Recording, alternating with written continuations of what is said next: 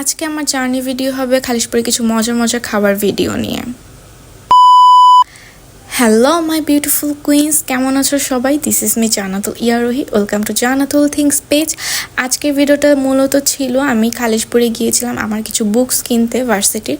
So আমি obviously আমার বেস্টিকেই ডাকবো, কারণ যেহেতু ও খালিশপুর থাকে আর ও বের হয়ে অনেকক্ষণ ওয়েট করতেছিল ওর বাসা থেকে, মানে বিএল কলেজ কাছে।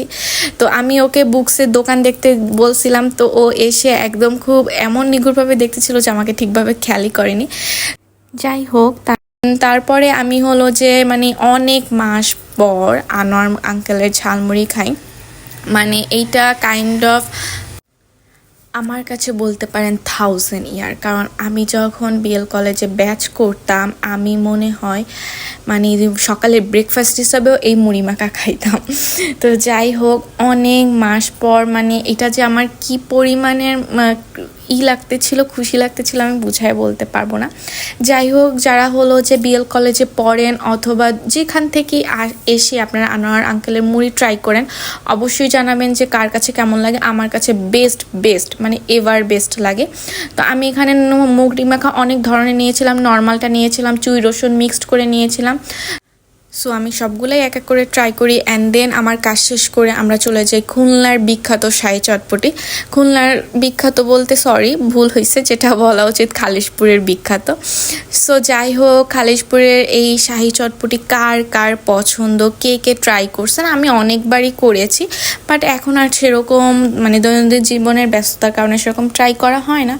সো এখানে যেটুকু জানলাম সেটা হলো প্রাইস রেটটা একটু বাড়িয়েছে। সো এটা আর কি, এর জন্য আমি মেনু কার্ড অ্যাড করেই দিয়েছি। আর এখানে আমরা দুটো জিনিস নিয়েছিলাম, একটা চটপটি, একটা হলো যে ফালুদা। সো চটপটিটা কেন জানি অনেক দিন পর খেয়ে আমার কাছে খুবই ভালো লাগছে। মানে আমরা খুবই টেন্সে ছিলাম, কারণ অনেক সময় অনেক নেগেটিভ রিভিউ দেখি, অনেকে রিভিউ দেখতে দেখতে এমনও হয় যে আগের মতো স্বাদই নেই। তো সেটা নিয়ে একটু খুবই প্যারায় ছিলাম বা টেন্সে ছিলাম।